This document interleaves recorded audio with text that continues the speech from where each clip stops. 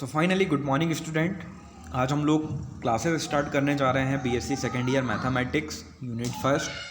सबसे पहले किसी भी यूनिट को स्टार्ट करने से पहले उसका सिलेबस जानना बहुत ज़रूरी होता है, और सिलेबस जानने से पहले भी जो टॉपिक आपके सिलेबस पे दिए हुए हैं उनकी बारीकी से जांच करना उससे भी ज़्यादा ज़रूरी होता है। ठीक है ना। तो इसी आधार पर हम लोग यूनिट फर्स्ट स्टार्ट करने से पहले हम एक सिलेबस का स्टडी करेंगे। उस स्टडी के साथ हम लोग जितने भी टॉपिक है उसका बेसिक जो आप लोग पुरानी कक्षाओं में पुराने स्कूल्स में पढ़ के आए हुए हैं उन सभी टॉपिक्स को एक बार रिवाइज करेंगे, एक बार उनकी डेफिनेशन देखेंगे, एक बार उनके वर्किंग देखेंगे, एक बार उनके कंस्ट्रक्शन देखेंगे। उसके बाद फिर हम लोग यूनिट पे आगे बढ़ेंगे। ठीक है दोस्तों, तो आगे बढ़ते हैं हम लोग यूनिट फर्स्ट जो आपकी ज्यामिति प्रकाशिकी रहेगी, जियोमेट्रिकल ऑप्टिक्स।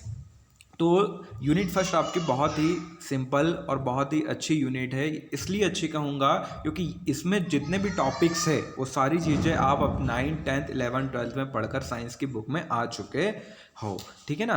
तो ज्यामिति आप लोग को पता है कि ज्यामिति काय में यूज़ की जाती है, आपकी प्रकाशिकी में। ठीक है ना। प्रकाशिकी मतलब ऑप्टिक्स मतलब प्रकाशिकी, आपको जिससे प्रकाश को नापा जाता है या प्रकाश को मेजर किया जाता है या फिर प्रकाश को रूपांतरित किया जाता है या पारदर्शित किया जाता है, वो क्या कहलाता है? आपका प्रकाशिकी, ऑप्टिक्स कहलाता है। ठीक है ना।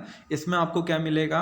सबसे पहले आपको परावर्तन और अपवर्तन मिलेगा। तो परावर्तन अपवर्तन आप जानते ही हो। परावर्तन क्या होता है? परावर्तन वो होता है कि कोई प्रकाश की किरण किसी आईने से टकराकर क्या हो जाती है, उसी के साथ परावर्तित हो जाती है, तो वो क्या कहलाता है? आपका परावर्तन कहलाता है। उसी आधार पर आपका अपवर्तन क्या कहलाता है? अपवर्तन क्या होता है? यदि कोई प्रकाश की किरण सीधी ऊपर से आ रही है तो वो क्या होती है, कांच से होते हुए क्या हो जाती है, बाहर निकल जाती है। ठीक है ना। क्या होती है? बाहर निकल जाती है। बाहर निकल गई मतलब ये क्या हुआ? प्रकाश का अपवर्तन। क्या हुआ? प्रकाश का अपवर्तन। तो परावर्तन और अपवर्तन ये दोनों के नियम भी इसके साथ में है। तो आप एक बार केयरफुली स्टडी कर ले 9th 11th की बुक खोल के कि परावर्तन और अपवर्तन क्या होता है और परावर्तन और अपवर्तन के क्या नियम होते हैं। ये सारी चीज़ें आपको फाइनली क्या करना है, एक बार रीड करना है, एक बार रिविजन करना है आप लोग को। दूसरा आपका क्या दिया हुआ है? फॉर्मेट का सिद्धांत दिया हुआ है। ठीक है ना। फॉर्मेट एक साइंटिस्ट था, उनने फॉर्मेट सिद्धांत दिया, उनने किसके लिए? प्रकाश के लिए। ठीक है ना। फॉर्मेट के सिद्धांत में क्या कहता है वो जनरली उनने क्या बताया था कि आप लोग ने देखा होगा कि यदि मान के चलो आपका सीट वाला घर है, ठीक है, उसमें यदि एक छेद होता है तो प्रकाश आता है। प्रकाश कहाँ आता है? सीधे आपके यहाँ घर पे आता है। तो वो जो आने वाली लाइन रहती है उसके बारे में उसका प्रिंसिपल दिया है किसने? फॉर्मेट ने। तो उन्हें क्या बताया है कि यदि कोई प्रकाश किरण एक बिंदु से दूसरे बिंदु तक सीधे अथवा परावर्तन या अपवर्तन के बाद, क्या कहा उसने कि मान लीजिए कि कोई एक बिंदु से, जहां आपकी सीट है वो एक बिंदु हुआ और जहां तक पहुंच रहा वो आपका दूसरा बिंदु हुआ, तो एक बिंदु से दूसरे बिंदु तक सीधे जाए या परावर्तन के द्वारा जाए या अपवर्तन के द्वारा जाए। ठीक है ना। जाने में वहां हमेशा किस मार्ग का अनुसरण करती है? हमेशा लगने वाला जो समय होता है वो कम होता है, उस मार्ग का अनुसरण करती है। जैसे आप लोग को अब मान के चलो आप लोग को छिंदवाड़ा जाना है या फिर आपको कोई दिल्ली जाना है। ठीक है ना। अब दिल्ली में आपको दो रास्ते, एक शॉर्टकट रास्ता है और एक लंबा लॉन्ग रास्ता है। तो आप क्या करोगे? हमेशा शॉर्टकट रास्ता यूज़ करते हो। ठीक है ना। तो उसी आधार पर फॉर्मेट ये बताता है कि जो प्रकाश होता है वो कभी भी लॉन्ग रास्ते को ट्रैवल नहीं करता है, हर बार शॉर्ट रास्ते को, जो उसका शॉर्टकट होता है उसी को ही फॉलो करता है। ये कहा था किसने? फॉर्मेट के सिद्धांत ने अपने प्रिंसिपल पर बताया हुआ है। फिर गोलाकार सतह पर अपवर्तन।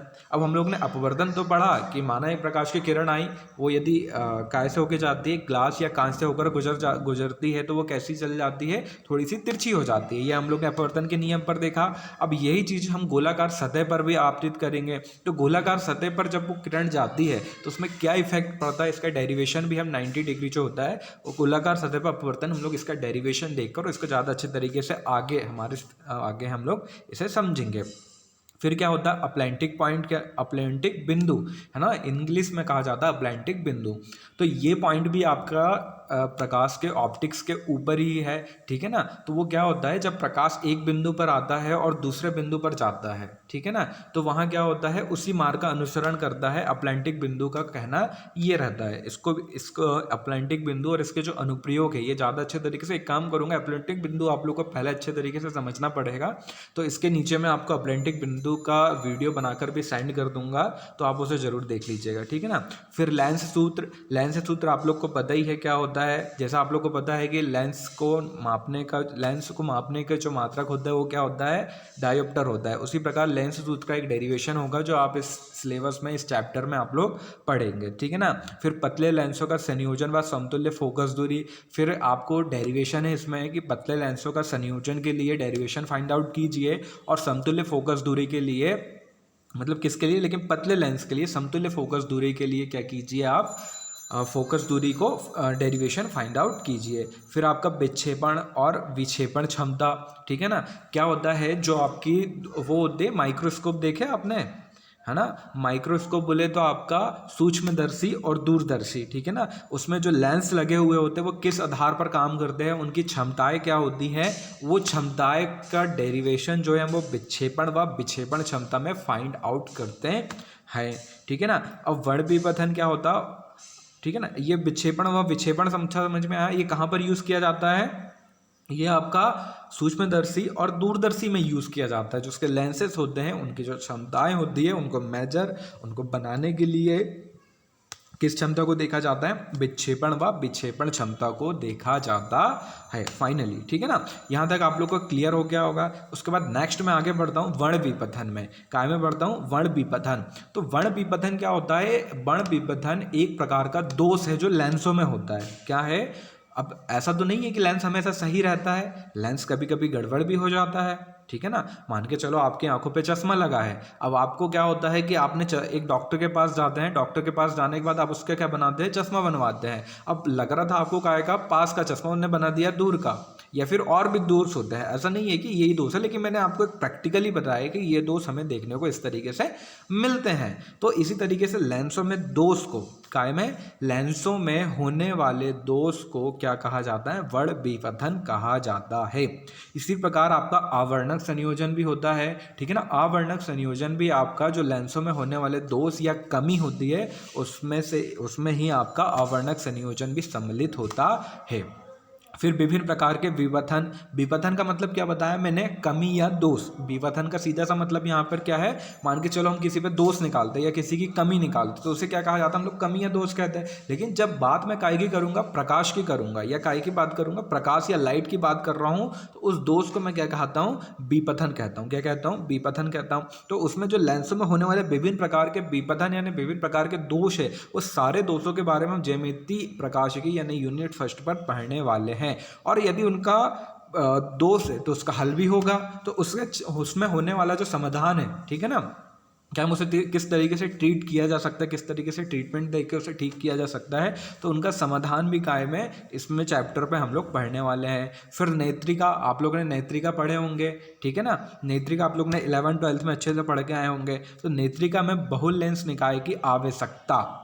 अब नेत्रिका, आप लोग ने कभी कभी देखा होगा कि जब आप जो चश्मा लगाता है उनने ज़्यादा फोकस किया होगा कि जब आप क्या करते हैं, चश्मा लगाने जाते हैं, तो जब चश्मा लगाने वाला आपको पढ़वाता है कि सामने क्या लिखा हुआ है, तो वो आपको पहले बड़े अक्षर, फिर छोटे अक्षर, फिर और छोटे अक्षर इस तरीके से दिखाता है। फिर वो बार बार क्या करता है, लेंस डालकर देखता है कि आपको इससे समझ में आ रहा है क्या, इससे समझ में आ रहा है क्या। तो वो जो लेंस डालने की, जो लेंस निकाय की आवश्यकता होती है, वो आपकी नेत्रिका में बहुत लेंस निकाय की आवश्यकता कहलाती है। इसी प्रकार आपका रैम्सडन व हाइगन नेत्रिकाएं होती है। तो ये नेत्रिकाएं रैम्सडन और हाइगन जो नेत्रिकाएं होती है वो आपको कहाँ देखने को मिलती है, रैम्सडन और हाइगन नेत्रिकाएं।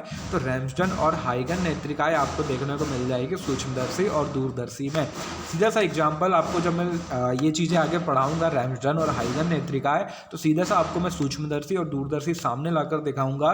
जब आप उन लेंसों का अध्ययन करेंगे, अच्छे से स्टडी करेंगे, केयरफुली तरीके से देखेंगे, तो आपको रैम्सडन और हाइगन नेत्रिका बहुत अच्छे तरीके से समझ पे आएगा। और जो रैम्सडन हाइगन नेत्रिका, ये मोस्ट आईएमपी क्वेश्चन है।